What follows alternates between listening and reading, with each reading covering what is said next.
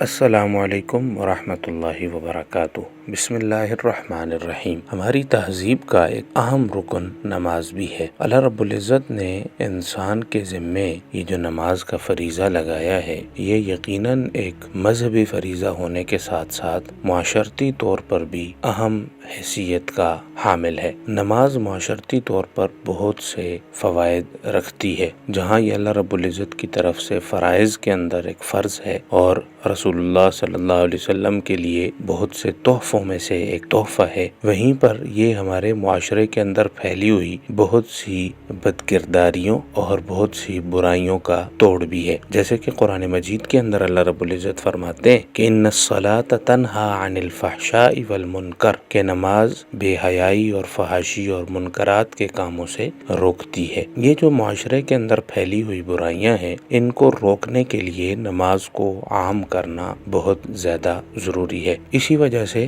حدیث شریف کے اندر حکم ارشاد ہوا ہے کہ جب بچے کی عمر 7 سال ہو جائے تو اس کو نماز کی ترغیب دی جائے، اور جب وہ 10 سال کا ہو جائے تو اس کو زبردستی نماز پر لگایا جائے۔ اس سے یہ بات معلوم ہوتی ہے کہ نماز کا حکم فریضے کے طور پر صرف نہیں ہے، کیونکہ ابھی تو وہ بچہ مکلف ہی نہیں ہوا۔ وہ مکلف ہوگا بلوغت کے بعد، اور مکلف ہونے سے پہلے ہی اس کو نماز کی سختی کے ساتھ ترغیب کرنے کا یہ جو حکم ہے، اس سے اندازہ ہوتا ہے کہ یہ ایک معاشرتی طور پر اہمیت کا حامل فریضہ ہے۔ اس کی وجہ سے بچے کی عادات تبدیل ہوں گی، وہ ایک باکردار نوجوان بن کر معاشرے کے اندر آئے گا۔ جب بچہ نمازی بنے گا، مسجد کے اندر جائے گا، جب نیک لوگوں کے ساتھ ملے گا، 5 وقت وضو کرے گا اور اچھے لوگوں کے ساتھ اس کا اٹھنا بیٹھنا ہوگا، اللہ کے حضور سر بسجود رکھے گا، کپڑے اپنے صاف ستھرے رکھے گا، باوضو رہے گا، پاکیزگی اور طہارت کا خیال رکھے گا، تو یقینی طور پر معاشرے کے اندر پھیلی ہوئی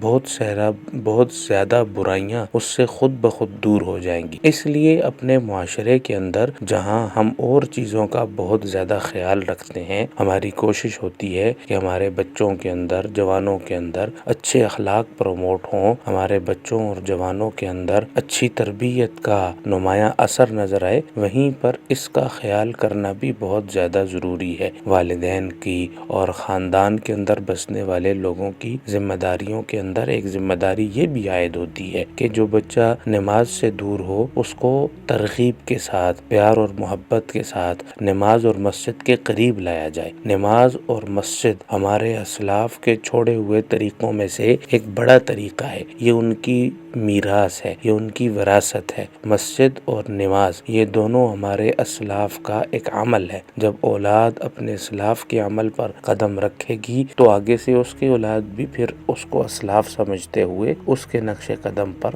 چلے گی۔ اس لیے ہمارے معاشرے کے اندر برائیوں کو ختم کرنے کے لیے برائی دبانے کے بجائے نیکی کو پروموٹ کرنے کی ضرورت ہے۔ جب نیکی بڑھتی ہے، برائی خود بخود ختم ہو جاتی ہے۔ قرآن مجید کے اندر ہے ان الحسنات یذہبن السیئات، کہ اچھائیاں برائیوں کو خود بخود لے جاتی ہیں۔ تو اس کا ایک مفہوم اور مطلب یہ بھی ہے کہ جب اچھائیاں بڑھیں گی تو برائیاں خود بخود کم ہو جائیں گی۔ اس لیے نماز کو معاشرتی طور پر اہمیت دیتے ہوئے صرف مذہبی فریضہ نہیں سمجھنا چاہیے۔ اپنی اولادوں کو، بچوں کو، جوانوں کو، نوجوانوں کو، محلوں کے اندر اپنے دوست احباب کو نماز کی ترغیب اس لیے بھی دینی چاہیے تاکہ اس معاشرے کے اندر سے برائیاں ختم ہو جائیں اور اچھائیاں زیادہ سے زیادہ ہو جائیں۔ جزاکم اللہ خیرہ۔ گھرانہ ٹی وی